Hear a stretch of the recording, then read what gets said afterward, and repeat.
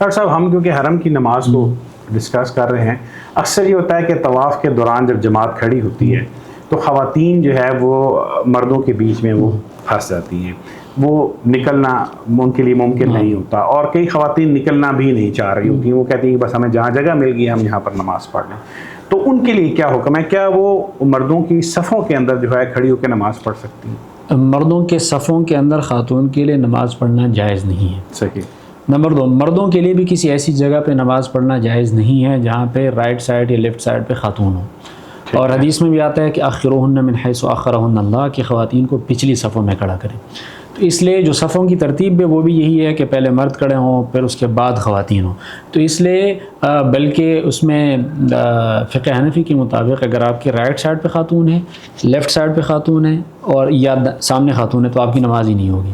اچھا. اس لیے یہ اس میں بہت زیادہ ضروری ہے کہ خواتین کے لیے خاص طور پہ، کچھ لوگ یہ بھی کوشش کرتے ہیں کہ ہماری فیملی ہمارے ساتھ رہے، ہماری مائیں ہیں، بہنیں اس کو تھوڑا سا خواتین میں ہیں تو وہ کہتے ہیں جی اکٹھے ہی ہمارے ساتھ اکٹھے نہیں نماز پڑھ سکتے. ان کے لیے ضروری ہے کہ وہ خواتین کو پیچھے کر دیں یا خواتین کی جگہ میں بھیج دیں اور مرد اس کے قریب جا کے مردوں کے اس میں کھڑا ہو جائے کہ وہ بالکل قریب نہ ہو یا بیچ میں کوئی حائل ہو.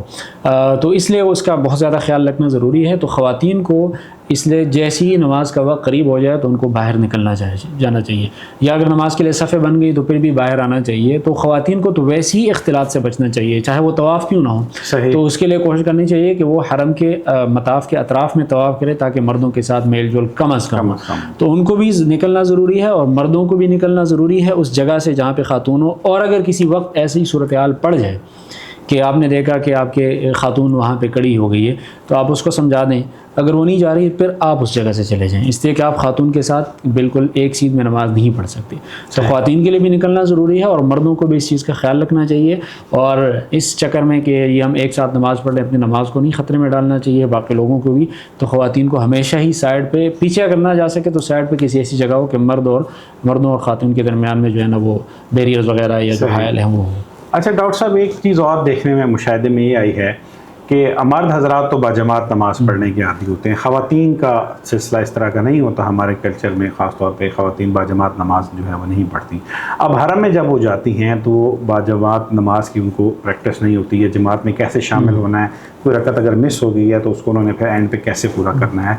تو ان بہنوں کے لیے آپ کیا میسیج دیں گے؟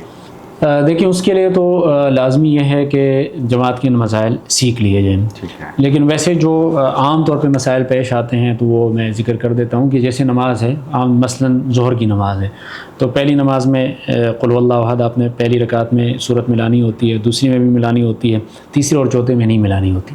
تو اگر آپ شروع سے امام کے ساتھ ہے پھر مسئلہ نہیں ہے. اگر آپ کی پہلی رکعت مس ہو گئی ہے، دوسری رکعت میں آپ ملے ہیں تو آپ نے آخر میں کھڑے ہو کے پہلی رکعت پڑھ لینی ہے اور اس کے اندر آپ نے سورت بھی ملا دینی ہے. ٹھیک ہے. اگر آپ کی 2 رکعت مس ہو گئی، 2 رکعت آپ نے امام کے ساتھ پڑھ لی تو پھر خاتون نے بھی اور مرد نے کھڑے ہو کے وہ دونوں رکعت پڑھنی ہے اور دونوں رکعت میں سورت بھی ملا دینی ہے. ٹھیک ہے. اگر آپ کی جو ہے نا 3 رکعتیں مس ہو گئی ہیں اور آخری رکعت آپ نے پا لی ہے تو یہ ذرا انٹرسٹنگ صورتحال ہوتی ہے. اچھا. کہ جب آپ چوتھی رکعت میں ملتے ہیں تو پھر آپ نے واپس شروع اس آرڈر میں کرنا ہے. ٹھیک ہے. جب آپ امام کے بعد اٹھے تو آپ کی 3 رکعت میں ہوئی ہے نا، تو پہلی رکعت میں سورت ہے، دوسری میں بھی ہے، تیسری میں نہیں ہے. تو آپ نے شروع ایسے کرنا ہے کہ پہلی رکعت آپ سورت ملا لیں گے. ٹھیک ہے. پھر آپ کی 2 ہو جائیں گی تو آپ بیٹھ جائیں گے التحیات للہ پڑھنے. پھر تیسری کے لیے جب آپ کھڑے ہوں گے اس میں بھی سورت ملا لینی ہے. تو وہ آپ کی تیسری ہے تو بیٹھنا نہیں ہے. پھر چوتھی رکعت جو ہے نا آپ بغیر سورت کے پڑھ لیں گے. تو آپ کی نماز اس طرح ہو جائے گی کہ پہلی رکعت امام کے ساتھ بغیر سورت کے، دوسری رکعت سورت کے ساتھ، تیسری رکعت سورت کے ساتھ اور چوتھی رکعت جو ہے نا بغیر سورت کے. تو یہ بہت انٹرسٹنگ صورتحال بن جاتی ہے. تو اس لیے ان سارے نماز میں ملنے کا طریقہ کیا ہے، جیسے مثال کے طور پہ اگر آپ رکوع کے دوران مل گئے امام کے ساتھ پھر تو آپ کو رکعت مل گئی. لیکن اگر آپ نے جیسے اللہ اکبر کہہ دیا اور آپ رکوع میں جا رہے تھے کہ امام نے سمع اللہ لمن حمدہ کہہ دیا تو آپ کو رکعت نہیں ملی، وہ رکعت آپ نے دوبارہ کرنی ہے.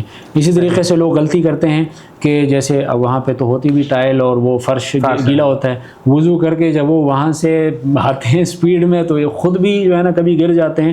حدیث میں آتا ہے کہ جب بھی نماز کھڑی ہو تو آپ دوڑ کے نہ آئیں، آپ چل کے آئیں، وقار اور سکینت کے ساتھ ہیں، آرام سے آئیں جو آپ کو مل گیا حدیث میں آتا ہے پڑھ لیں, تو نہیں ملا تو بعد میں پڑھ لیں. تو اسی لیے پھر کچھ لوگ جو ہے نا جلدی سے جب آتے ہیں تو وہ اللہ اکبر کہتے ہیں اور رکوع میں سیدھا جاتے ہیں اور وہ ایک اللہ اکبر مس کر جاتے ہیں. یعنی ایک تو آپ نے اللہ اکبر کہنا ہے, ایک اللہ اکبر نیچے جاتے ہوئے کہنا ہے, تو ایک اللہ اکبر مس کر جاتے ہیں, تو اس کا بہت زیادہ خیال رکھنا ضروری ہے.